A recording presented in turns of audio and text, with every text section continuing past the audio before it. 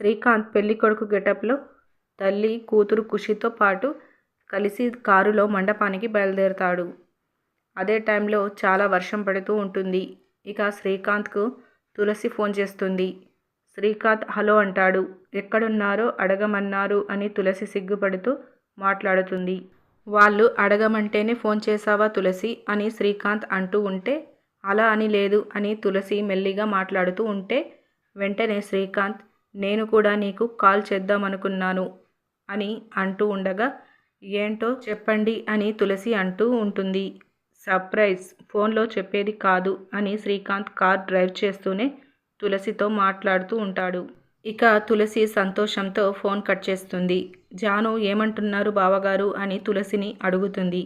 వచ్చాక సర్ప్రైజ్ ఇస్తారట అని తులసి జానుతో అంటుంది. ఓహో అని జాను తులసిని ఆట పట్టిస్తుంది. ఇక కట్ చేస్తే శ్రీకాంత్ చెల్లి భర్త వేరే కారులో వస్తూ ఒక లారీ డ్రైవర్కు ఫోన్ చేసి నువ్వు రావచ్చు అని చెప్తాడు. ఇక ఒకవైపు సిద్ధు వాళ్ళ ఫ్యామిలీ కూడా కారులో పెళ్లి కోసం వస్తూ ఉంటారు.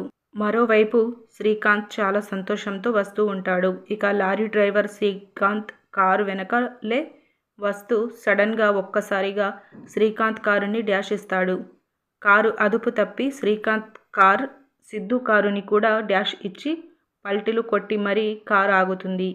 అందులో ఉన్న శ్రీకాంత్ తల్లి వసుంధర చాలా రక్తపు మడుగులో ఉంటారు. ఇక శ్రీకాంత్ చెల్లి వాళ్ళు కారు ఆపి ఆ కారులో ఉన్న తల్లిని అన్నను చూసి దగ్గరికి వెళ్తుంది. సిద్ధు ఒక్కసారిగా కారు ఆపి కారులో నుంచి దిగి శ్రీకాంత్ కారు వైపు వస్తూ ఉంటే సిద్ధు నాన్న సిద్ధును గట్టిగా పట్టుకొని ఆపుతాడు.